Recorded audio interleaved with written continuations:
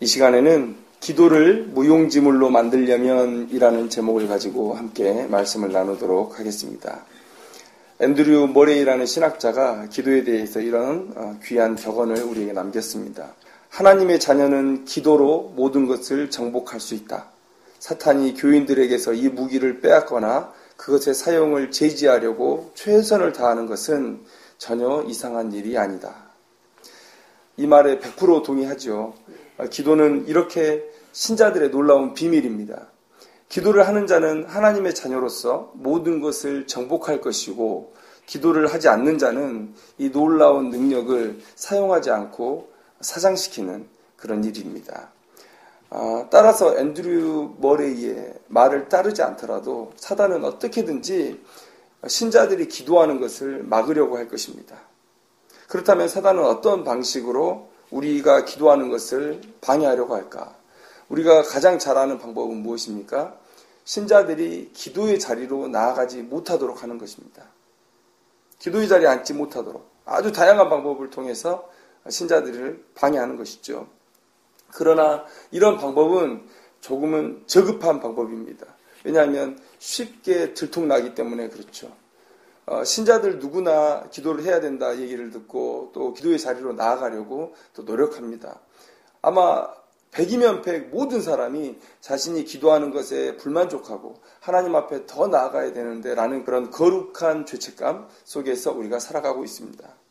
이렇다는 얘기는 언제든지 신자들이 은혜 받고 마음만 바꾸면 그 문제를 해결하려고, 그래서 더욱더 기도의 자리로 나아가려고 한다는 것이죠. 그래서 사단은 불안합니다. 모두가 다 알고 있는 나의 방법을 계속 쓰기에는 뭔가 불안하죠. 그래서 이 사단이 쓰는 방법은 조금 더 은밀하고 교묘한 방법입니다. 그것은 기도의 자리에까지 나아가게는 하되 그 기도 자체를 무용지물로 만들어버리는 것이죠. 기도를 하는데 어떻게 무용지물이 될 수 있나? 듣는 분들은 의아할지도 모르겠습니다. 그러나 오늘 우리는 본문 속에서 요한안의 태도를 통해서 두 가지 드러나는 그런 사단의 방법을 우리는 알 수가 있습니다. 먼저 본문의 배경을 조금 나누고 더 깊은 묵상으로 들어가 보기를 원합니다. 오늘 본문의 배경은 어떤 시대적인 배경을 가지고 있냐면 북이스라엘이 이미 멸망을 했습니다. 그런데 남유다가 북이스라엘이 심판받는 것을 보고 하나님 앞에 순종함으로 자신들의 죄를 반성하고 회개하고 나아와야 되는데 오히려 더 악으로 치닫는 것을 보시고 하나님께서는 이제 과거에 약속하신 대로 이제 그들이 땅을 잃고 포로 생활을 하도록 징계를 내리실 것을 작정하셨습니다. 그리고 바벨론이라는 나라를 통해서 이 이스라엘을 징계하셨죠. 그리고 유다 땅에는 바벨론이 임명한 총독이 부임하게 되는데 바로 그달리아라고도 말하는 그다랴라는 사람이 총독으로 부임하게 됩니다.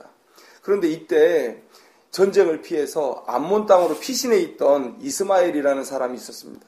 이 암몬이라는 나라, 또 암몬 왕은 친바벨론주의자가 아니라 반바벨론주의자였거든요. 하나님께서 예레미야를 통해서 그 유다 땅이 멸망할 그 즈음에 계속해서 뭐라고 말씀하시냐면 너희들 바벨론에 복종해라. 내 뜻이 거기에 있다. 그리고 70년이 지나면 너희들이 다시금 해방을 맞이해서 포로된 곳에서 다시 유다 땅으로 돌아올 것이다. 그것이 나의 계획이다. 라고 계속해서 하나님께서 말씀을 하십니다. 누구를 통해서요? 예레미야를 통해서 계속해서 말씀을 하셔요. 그래서 예레미야가 오해를 받습니다. 예레미야는 친하나님주의자죠. 친하나님주의자인데 하도 바벨론을 얘기하니까 사람들이 오해합니다. 예레미야는 친바벨론주의자다. 라고 오해를 할 정도로. 그런데 암몬왕 바알리스라는 사람은 반바벨론주의자였거든요. 그러니까 자기 바로 옆 나라가 친바벨론주의로 돌아서서 자기 나라를 위협하는 것을 원하지 않았습니다. 그래서 그때 당시에 암몬 땅에 피신해 있던 이 이스마엘을 통해서 건너가서 유다 총독으로 부임한 그다랴를 죽여라. 이렇게 명령을 내리는 것이죠.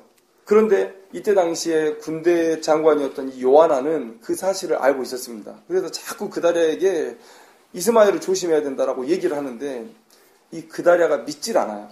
그래서 결국은 죽임을 당하게 됩니다. 이제 이스마엘이 많은 유다 백성들을 데리고 암몬 땅으로 넘어갑니다. 왜냐하면 그곳에 남아있으면 이미 총독을 죽였기 때문에 바벨론에 그런 보복을 당할 것을 두려워했기 때문이죠. 그런데 요한안이 그 사실을 알고 추격합니다. 추격을 해서 이스마엘이 유다 백성들을 데리고 이렇게 암몬 땅으로 넘어가려는 그 시점에 잡아요. 그러니까 이 이스마엘과 그 8명의 무리들은 요한안의 군대의 무리가 큰 것을 알고 유다 백성들을 포기하고 암몬 땅으로 자기들만 넘어갑니다. 그리고 이 요한안이 이 유다 백성들을 다시 데리고 이제 예레미야 앞으로 와요. 예레미야에게 묻습니다. 이제 우리 어떻게 해야 됩니까? 그다라를 죽였다는 그런 오해를 받아서 우리가 다 바벨론에 그런 보복을 당할 위기에 처해 있는데 이제 우리 어떻게 해야 됩니까? 하나님께 좀 이 상황에 대해서 물어주십시오 라고 나옵니다. 자, 바른 태도죠. 요한안의 일행이 예레미야에게 와서 하나님의 뜻을 묻는 것은 매우 바람직한 일입니다. 왜냐하면 지금 예레미야를 통해서 말씀하신 그 모든 내용이 성취가 됐거든요. 그러니까 다른 어떤 거짓 선지자보다 예레미야가 더 하나님의 선택된 선지자라는 것이 공공연히 이렇게 입증이 되어 있거든요. 그러니까 당연히 요한안이 예레미야에게 나와서 하나님의 뜻을 묻는 것은 당연합니다. 그런데 예레미야가 열흘 동안 하나님께 간절히 기도하고 이 요한안의 인행이 어떻게 해야 될지를 이제 응답을 받고 돌아왔습니다. 예레미야가 그동안 예언했던 것과 다르지 않아요. 하나님께서 그동안 예언해 오셨던 대로 하나님께서는 당신의 그 무리가 이 민족이 이 유다 땅을 지키고 있기를 원하십니다. 라고 얘기를 해줘요. 그런데 요한안이 바로 뭐라고 얘기합니까? 네가 지금 거짓말을 하고 있다라고 얘기하는 거죠. 2절 중반절을 보면 네가 거짓을 말하는도다. 어떻게 하나님께서 우리를 애굽에 살라고 말씀하지 않을 수 있느냐. 지금 이 위기가 이렇게 닥쳤는데 요한안은 예레미야를 통해서 전한 하나님의 말씀을 믿지 않았고 또 불순종했죠. 왜 요한안의 일행들이 예레미야가 받은 이 응답을 듣지 않았을까? 왜 순종하지 않았을까? 자, 이 얘기는 곧 이렇게 생각해 볼 수 있습니다. 어떻게 우리의 기도가 무용지물이 되는가? 사실 요한안이 하나님의 뜻을 물었던 예레미야에게 하나님의 뜻을 물었던 행동은 지금 우리가 하고 있는 기도와 똑같은 것입니다. 하나님의 뜻이 어디 있는지를 묻고 또 그렇게 받은 하나님의 음성대로 순종하고자 하는 그런 이 요한안의 태도는 우리가 기도의 자리에 나아갔던 것과 별반 다를 게 없는 행동이었어요. 그런데 하나님의 응답이 왔습니다. 그런데 그 하나님의 응답이 요한안과 그 일행의 삶을 바꾸지를 못했습니다. 무용지물이 되어버렸어요. 어떻게 하나님의 이 응답이, 어떻게 우리의 기도가 무용지물이 될 수 있을까? 자, 우리의 기도가 우리의 인생에서 의미를 가지는 것은 무엇입니까? 그 응답하심을 하나님의 말씀으로 알고 받아들여서 순종할 때 하나님께서 역사하시기 때문에 그렇습니다. 우리의 삶을 변화시키시기 때문에 그래요. 그런데 요한안은 예레미야를 통해서 전하신 하나님의 말씀을 하나님의 말씀으로 듣지 않았습니다. 그리고 순종도 하지 않았어요. 그런 인생에 하나님의 능력이 나타날 리가 만무하죠. 그래서 하나님의 응답이 요한안과 그 일행들에게 무용지물이 되어버렸다는 것이죠. 요한안은 그 기도의 자리까지는 나아갔으나 뭔가 잘못된 그의 태도를 통해서 하나님께 얻은 그 응답을 무용지물로 만들어버렸다는 것입니다. 본문 속에서 나타나는 우리의 기도를 무용지물로 만들 수 있는 두 가지 사단이 사용하는 방법들에 대해서 묵상해보고 또 나의 기도의 태도를 돌아보는 그런 귀한 시간 되었으면 좋겠습니다. 첫째, 사단이 우리의 기도를 무용지물로 만들기 위해서 어떤 방법을 사용하냐? 이미 생각해둔 나의 방법이 최고라고 속삭입니다. 자, 역으로 말하면 무엇입니까? 기도 전에 이미 가진 내 생각을 내려놓을 때만 하나님의 응답이 의미 있게 되는데 내 생각을 못 내려놓게 한다는 거예요. 내 생각을 못 내려놓게. 아니, 하나님 앞에 기도하면서 내가 갈 길을 미리 내가 정해놓았다는 게 말이 되는 것입니까?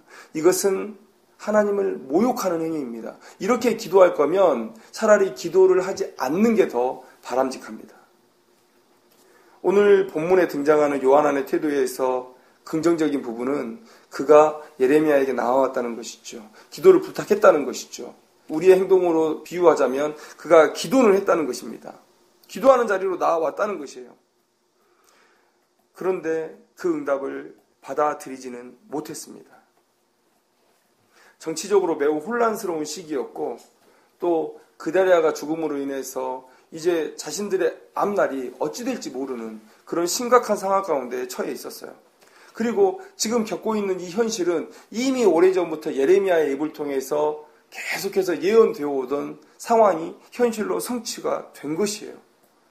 예레미야에게 하나님의 뜻을 물으러 오는 것은 아마 당연한 수순이 아니었는가라는 생각을 해봅니다. 그런데 요하나는 하나님으로부터 오는 이 기도의 응답을 거절했습니다. 네가 거짓을 말하는도다. 겉으로 보기에는요, 요하나는 하나님의 뜻을 거역하지 않은 것처럼 보여요. 왜냐하면 오늘 요하나니 예레미야에게 하는 말씀의 의미는 무엇이냐면 네가 지금 거짓을 말하고 있다는 거예요. 그것은 무슨 얘기냐면 하나님께서 너에게 바르게 예언의 말씀을 주셨지만 네가 지금 전달하는 그 과정 속에서 우리에게 거짓을 얘기한다는 거예요. 그것은 무슨 얘기입니까? 이미 요하나의 마음 속에는 하나님은 절대로 우리를 이 유다 땅에 남겨두실 리가 없다. 왜요? 바벨론의 위협이 지금 바로 닥칠 거니까. 그러면 가장 좋은 방법은 무엇이냐? 애굽으로 도망가는 것이다. 바벨론으로부터 더 먼 나라, 그리고 바벨론과 대적할 만한 힘을 가지고 있는 나라, 그 애굽으로 들어가는 것이 우리가 바벨론의 이 공격으로부터 살 수 있는 유일한 방법이다. 이 방법을 이미 가지고 있었다는 거예요. 그래서 예레미야를 통해서 주신 그 응답을 받지 않습니다. 요하나의 태도에는요, 이미 모순을 가지고 있습니다. 요하나니 왜 예레미야를 통해서 하나님의 음성을 들으려고 했습니까? 예레미야의 모든 예언이 성취가 되었기 때문에 그래요. 하나님께서 하나님의 선지자를 구별하는 그 기준으로 뭘 얘기하셨습니까? 예언의 성취가 있어야 돼요. 예레미야는 그 성취를 다 이루었던 것이죠. 그래서 예레미야가 하나님의 선지자다라는 확신을 가지고 지금 자기의 운명이 풍전등화에 놓여있는 이 상황 속에서 예레미야에게 나온 것입니다. 그런데 예레미야를 통해서 전파된 그 말을 거짓으로 여긴다? 그것은 이미 자기의 행동에 모순을 갖게 되는 것이죠. 자, 그러면 요하나의 이 기도의 태도는 무엇이었습니까? 하나님의 뜻을 받아들여서 순종하겠다는 그런 믿음의 태도였습니까? 아니죠. 요하나는요, 자기의 생각, 자기가 정한 방법이 옳다는 것을 그저 승인받고 싶었을 뿐이에요. 하나님, 내 방법이 옳죠? 라고 지금 묻고 있는 것입니다. 요하나는 자신의 뜻과 하나님의 뜻이 일치하느냐, 일치하지 않느냐를 확인하고 싶었을 뿐이에요. 일치한다면 금상첨화죠. 자, 운이 좋게 하나님의 뜻과 내 생각이 일치할 수도 있고 아니면 다를 수도 있습니다. 그러나 하나님 앞에 그 결과는 똑같습니다. 두 응답 다 하나님을 모욕하는 거예요. 하나님은 우리의 중심을 아시죠. 자기의 생각을 절대 내려놓지 않으려고 하면서 기도하는 자는 이미 하나님 앞에 순종할 마음이 없는 것입니다. 내가 어떻게 응답하든지 쟤는 내 말에 순종할 의지가 없다. 내 말이기 때문에 순종하는 것이 아니라 자기의 생각이 옳았다는 것을 그저 확인하고 자기의 생각대로 행동하는 것이다. 다른 생각을 내가 전한다면 저 사람은 언제든지 내 생각을 저버리고 자기의 뜻대로 나아갈 사람이다. 결국은 똑같은 거예요. 이런 생각을 가지고 기도하는 사람, 나의 생각과 나의 방법을 가지고 기도하는 사람은 결국은 그 기도가 어떻게 응답되든지 간에 하나님을 모욕하는 결과로 나아간다는 것입니다. 이런 기도가 응답될 리가 없습니다. 우리가 기도하는 것은 하나님의 능력이 우리와 함께 하도록 하기 위해서 기도하는 것인데 이런 마음을 가지고 기도하는 사람에게 하나님께서 응답하실 리가 없습니다. 왜요? 하나님의 영광이 드러나지 않습니다. 우리는 기도하는 중에 얼마나 이런 잘못을 자주 저지르는지 모릅니다. 우리는 기도의 자리에 나아가서 얼마만큼의 기도를 했느냐를 가지고 내가 기도를 하는 사람이니 안 하는 사람이니 내가 바른 신앙을 가지고 있는 사람이니 아닌 사람이니를 생각해요. 그러나 이러한 태도를 가지고 2시간, 10시간을 기도를 한다 한들 그것이 과연 하나님의 영광이 될 것이며 또 하나님의 능력이 우리의 기도를 통해서 나타날 것인가? 우리가 이 세상을 살아가는 동안 하나님 앞에 기도하는 이유는 하나님을 믿기 때문에 그렇습니다. 뭘 믿냐면 그 하나님은 지식과 지혜, 능력과 성품에 있어서 나보다 우월하신, 월등히 우월하신 완전한 하나님이라는 것을 우리가 믿기 때문에 기도하는 것입니다. 그런데 이미 내 안에 어떤 계획을 가지고 있다는 것은 우리가 절대 그렇게 인정하고 싶지는 않겠지만 결과적으로 보면 내가 하나님보다 더 지혜롭고 내가 하나님보다 능력이 있다고 주장하는 것입니다. 나에게 하나님의 뜻을 적용해야 하는데 오히려 하나님께 내 뜻을 강요하는 그런 인생이 되어버리는 것이죠. 이렇게 기도하는 순간 하나님은 허수아비가 될 뿐입니다. 마치 일제시대의 고종황제처럼 하나님은 아무것도 할 수 있는 게 없어요. 하나님 말씀해 보세요. 저하고 생각이 같으시면 제가 순종을 하겠고요. 생각이 다르면 저는 제 생각대로 행동할 겁니다. 허수아비 아닙니까? 하나님은 그저 제가 내미는 서류에 도장만 찍어주는 사람이에요. 하나님의 생각을 말씀하지 마시라니까요. 그냥 도장만 찍으세요. 라고 말하는 겁니다. 이런 기도에 어떻게 하나님의 능력이 나타날 수가 있겠는가? 우리가 기도할 때 어떤 생각도 갖지 않고 기도할 수는 없습니다. 아무 생각이 없이 기도한다? 이것은 있을 수 없는 일이죠. 그러나 오늘 이 본문 속에서 우리가 얘기하고자 하는 것은 무엇이냐면 하나님의 말씀이 하나님의 뜻이 어떻게 내게 전달되든 그 뜻에 그 하나님의 생각에 내 마음을 굴복시키려는 그런 결단을 가지고 하나님 앞에 기도해야 된다는 것입니다. 하나님께서 그동안 나를 자라게 하시고 믿음 안에서 교육시키는 그런 훈련의 과정들이 있었기 때문에 어떤 일을 닥쳤을 때 어떤 생각을 가지는 것은 매우 당연하죠. 그리고 대부분 믿음의 사람들은 그런 생각들이 하나님의 뜻과 많이 맞아갈 거예요. 믿음의 분량이 커갈수록 하나님의 뜻과 나의 이 생각과 많이 맞아갈 거예요. 그럼에도 불구하고 다를 수 있다는 것을 항상 염두에 두고 하나님의 뜻이 내게 전달되어졌을 때 그 뜻 앞에 내가 무릎을 꿇겠다는 항상 그런 마음의 자세를 가지고 우리가 기도해야 될 필요가 있다는 것입니다. 요나와 같이 하나님을 대적할 것입니까? 아니면 사도 바울이 변화되기 이전에 행했던 행동처럼 그렇게 계속해서 가시체를 뒷발질 하시겠습니까? 하나님의 능력과 지혜로움을 알고 내 생각과 내 능력을 하나님 앞에 내려놓을 때 진정 사탄이 두려워하는 놀라운 일들이 우리의 삶 가운데 일어나게 되는 것입니다. 이 시간 내 생각을 내려놓음으로 이 놀라운 기도의 능력을 체험하는 귀한 삶이 되기를 주님의 이름으로 축원합니다. 두 번째 사탄이 우리의 기도를 무용지물로 만들기 위해서 사용하는 방법은 무엇이냐? 사탄은 이렇게 얘기합니다. 하나님께서 주시는 이 기도의 응답은 너무도 대단한 것이어서 우리의 어떤 희생도 주의 일을 위해서는 필요가 없다라고 얘기를 하는 거예요. 여기에 교묘한 속임수가 숨어 있습니다. 하나님의 기도의 응답은 대단한 것이 맞습니다. 그러나 하나님은 우리의 순종을 사용하셔서 일하신다는 거예요. 우리의 희생이 따를 수 있다는 겁니다. 그런데 사단은 하나님의 능력이 너무 대단하기 때문에 너희들은 그냥 기도만 하고 있어. 그러면 하나님께서 다 하셔. 너희들이 어떤 결단, 어떤 희생, 어떤 수고도 필요 없어. 그게 하나님의 능력이야. 라고 얘기하는 것입니다. 하나님을 한껏 지켜 올려 세우는 것 같지만 그러나 그 이면에는 이 기도를 무용지물로 만들겠다는 사단의 은밀한 계략이 숨어 있다는 것이죠. 우리가 믿음을 위한 어떤 수고나 희생을 각오하지 않는다면 하나님의 역사는 일어나지 않습니다. 모세를 설득하셨습니다. 기드온을 설득하셨어요. 요나를 설득하셨습니다. 베드로를 설득하셨어요. 하나님은 우리와 함께 일하시기를 원하셔요. 우리와 동행하시고 그래서 그 동행을 통해서 동역하기를 원하셔요. 그런데 사단은 우리에게 계속 얘기합니다. 기도의 능력은 놀랍다. 그래서 너희들의 그런 고생스러운 수고는 필요 없을 거다. 그게 하나님의 능력이다. 라고 얘기합니다.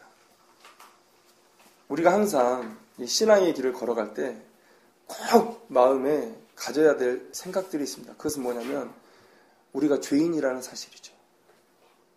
그리고 우리는 예수 그리스도의 보혈로 이미 죄에 대해서 깨끗함을 받은 사람이라 할지라도 죄에 대한 흔적들, 죄에 대한 습관들, 우리가 오염이라고 부르는 것들이 남아있다라는 것입니다. 우리가 하나님께 기도하기 전에 이미 어떤 생각을 가졌을 때 그 생각은 대부분 이런 것들입니다. 내가 걷기에 더 쉽게 보이는 것들, 아니면 내게 유익이 되는 것들. 그렇기 때문에 우리가 이 길이 더 나을 것 같은데요 라고 생각하면서 기도하는 것입니다. 그런데 하나님께서 그 길이 아닌 다른 길을 우리에게 제시하신다면 어떻게 하시겠습니까? 내가 보기에 더 어렵고 더 희생해야 되고 내게 손해가 되는 길을 가라고 하신다면 어떻게 하시겠습니까? 요한안에게 바로 그런 일이 닥쳤죠. 요한안이 쉽게 받아들일 수 없는 그런 기도의 응답이 지금 주어진 겁니다. 바벨론의 총독이 죽어있는 이 상황에서 분명히 바벨론의 왕은 나를 오해할 텐데 이 자리에 남아있으라고? 어떻게 바벨론을 설득하란 말인가? 우리가 믿음 위에 굳건히 서 있다면 내게 주어진 이 달갑지 않은 부르심을 각오하는 인생을 살면서 어떤 하나님의 명령에도 순종할 준비를 할 수 있는 것입니다. 자, 우리가 이스라엘의 역사를 한번 살펴봤으면 좋겠습니다. 이스라엘의 실패는 어쩌면 이 희생을 각오하는 믿음을 갖지 못했기 때문이 아닌가. 그들은 하나님을 섬겼으나 그들의 상식과 요구에 맞는 하나님을 섬기기를 원했습니다. 잘 들어보십시오. 그들은 하나님을 섬겼으나 그들의 상식과 요구에 맞는 하나님을 섬기기를 원했습니다. 하나님께서 자신들의 상식과 요구에 맞지 않는 그런 응답을 하실 때는요, 언제나 하나님에게서 등을 돌리고 우상을 향해서 달려갔죠. 우상들은 정말 제대로 인간의 상식과 요구를 반영해 줬습니다. 왜요? 인간이 만들었으니까. 자기들 생각대로 만들었으니까요. 자신의 상식대로 만들었고 자신의 요구를 들어주게 하려고 만들었기 때문에 너무 잘 맞죠. 그래서 이 이스라엘 백성들에게는요, 어떤 각오도 필요가 없었다는 거예요. 왜요? 달면 삼키고 쓰면 뱉고, 그리고 쓸 때는 우상에게 달려가면 그만인 인생을 살았으니까. 힘든 일은 하나님의 응답이 아니라고 외면하고 자신의 방법대로 살아갔으니까 무엇도, 어떠한 희생도 각오할 필요가 없는 인생이었다는 것이죠. 저는 이것이 이스라엘 백성들의 실패의 이유였다고 생각합니다.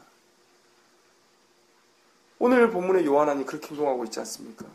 예레미야를 통해서 주어지는 하나님의 뜻이 자신의 생각과 다르자 그는 주저없이 그것은 하나님의 뜻일 리가 없다라고 말하면서 돌아서고 그리고 애굽으로 향해 걸어가는 그런 요한안을 봅니다. 주의 길을 걸어가는 사람들에게는요, 각오가 필요합니다. 우리의 길이, 하나님께서 우리에게 주신 길이 달고 단 길일 수 있습니다. 그래서 그냥 감사만 나오는 그런 길일 수 있습니다. 그러나 쓴 길도 있을 수 있습니다. 어떤 길을 주실지는 하나님의 주권에 맡기고 우리는 항상 믿음으로 순종할 준비를 해야 되는 것이죠. 우리가 죽을 때까지 항상 우리의 생각과 맞는, 우리의 본성과도 너무나 잘 맞는 그 길만 주어지지 않습니다. 내 믿음의 수준에 맞게 어떠한 도전도 할 필요 없는 그런 수준의 길만을 하나님께서 요구하시지는 않습니다. 어떤 때는요, 내 본성과도 어긋나야 되고요. 어떤 때는요, 내 믿음을 훨씬 초월하는 그런 길을 하나님께서 우리에게 명령하실 수도 있습니다. 그런데 내 수준에 맞는 길, 내 본성에 맞는 길은 순종하고 조금이라도 내 본성과 어긋나거나 내 믿음보다 더 높은 수준을 요구하시면 불순종하고, 이것은요, 하나님 앞에 보일 신자의 태도가 아니라는 것입니다. 요한안은요, 어떠한 것도 각오하지 않았죠. 그러나 각오하며 살아간 사람이 있습니다. 각오하면서 하나님의 길을 두렵지만 걸어간 사람이 있습니다. 누굽니까? 바로 예레미야죠. 요한안이 바로 눈앞에 보고 있는 그 예레미야가 각오한 인생을 살아갔습니다. 예레미야서 37장 20절에 이런 말씀이 있습니다. 지금 유다 왕 앞에서 예레미야가 하는 말입니다. 내 주 왕이여, 이제 청하건대 내게 들으시며 나의 탄원을 받으사 나를 서기관 요나단의 집으로 돌려보내지 마옵소서. 이 요나단의 집은 그때 당시에 감옥으로 쓰고 있던 곳이거든요.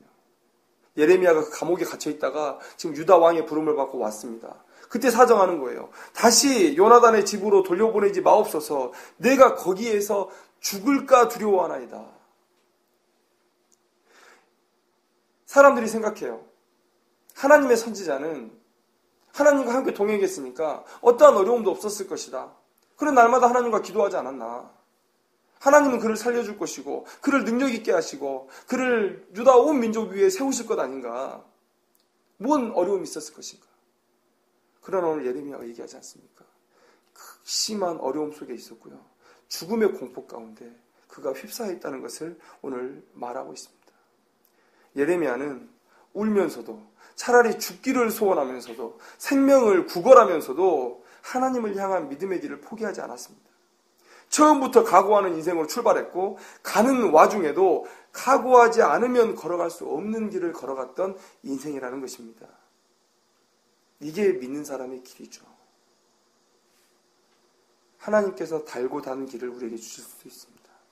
그러나 쓰고 쓴 길을 주실 수도 있습니다. 이것은 하나님의 주권입니다. 믿음의 사람은 그 어떤 길이 우리 앞에 주어져도 그 길을 순종하겠다라는 각오를 하며 걸어가는 인생이어야 된다는 것이죠. 사단은 우리 귀에 속삭입니다. 하나님의 놀라운 능력 때문에 네가 가는 길은 가시밭길이 아니라 꽃길일 것이다 라고 얘기를 해요. 아닙니다. 가시밭길일 수도 있습니다. 요한왕도 이런 각오하는 인생이었어야 했죠. 하나님의 뜻을 물으러 왔을 때 무지하고 죄 많은 인간인 자신의 생각이 얼마나 어리석을지를 알고 하나님께서 나와 다른 생각을 말씀하셔도 순종하겠다는 마음의 결단을 가지고 예레미야 앞에 섰어야 됩니다. 그래야만 순종할 수 있는 길이에요. 요한안의 지금 상황이 목숨이 경각에 달리고 매우 급박했기 때문에 그 불신을 용납할 수 있다? 절대 그럴 수 없습니다. 하나님은 요한안의 상황을 다 알고 계세요. 그래서 충분히 믿음으로 이겨낼 만한 길을 제시하신 겁니다. 우리에게도 마찬가지예요. 하나님 저 너무 힘이 듭니다. 그러나 하나님께서 내 중심을 아시고 내 상황을 다 아시고 나를 아셔요. 그래서 우리에게 어떠한 시련을 주셨을 때 우리를 죽이겠다고 주시는 시련이 아니라 우리를 사용하겠다고 주시는 시련이에요. 예레미야가 죽지 않았습니다. 이 죽음의 공포 속에서도 이 죽음의 위협 속에서도 예레미야는 죽지 않았어요. 만약 요한안이 바벨론의 파괴의 행위를 보고 바벨론에 대한 두려움을 갖게 되었다면 그렇게 역사 속에서 뭔가를 배우려고 했던 사람이었다면 더 배워야 될 게 있습니다. 뭡니까? 바벨론의 부흥보다 더 오래전부터 있어왔던 그리고 지금도 계속되고 있는 하나님의 역사 또 예레미야의 수고와 고난도 보고 배웠어야죠.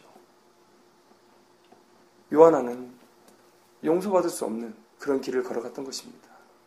그래서 하나님께서 이 요한왕과 그 일행을 심판하시겠다고 징계하시겠다고 말씀하는 것입니다. 오늘 사단의 두 번째 계략은 무엇입니까? 우리가 기도만 하면 우리가 어떠한 수고도 할 필요도 없다고 우리의 귀에 속삭이는 것입니다. 그러나 절대 그렇지 않습니다. 우리는 기도와 함께 하나님께서 명령하시는 그 길을 수고와 희생과 고난과 함께 걸어가겠다고 그렇게 각오하는 기도를 하나님 앞에 올려드릴 때만 우리의 기도는 의미 있는 그런 기도가 된다는 것이죠. 우리는 우리의 기도의 응답을 무용지물로 만드는 사단의 방법이 있다는 것을 오늘 본문을 통해서 알게 되었습니다.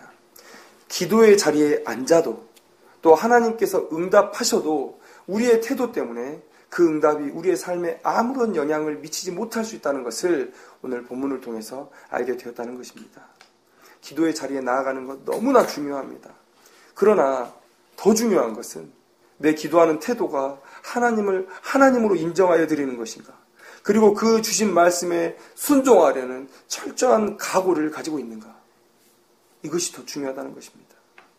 오늘 말씀처럼 내 방법이 더 좋다 혹은 기도하면 내가 수고할 것이 하나도 없다는 이 사탄의 속삭임을 치워버리고 아무리 나의 생각이 있더라도 하나님의 뜻 앞에 내 뜻을 무릎 꿇리겠다는 그런 의지를 가지고 기도하고 또 기도의 응답 앞에 어떠한 희생이 따르더라도 순종할 것을 결단하시기를 바랍니다. 이렇게 기도하는 자에게 하나님과 통행하며 함께 일하는 놀라운 기쁨이 임할 것이고요. 또 하나님의 능력이 임해서 나와 또 교회와 또 이 세상이 바뀌는 놀라운 일들을 경험하게 될 것입니다. 기도하겠습니다.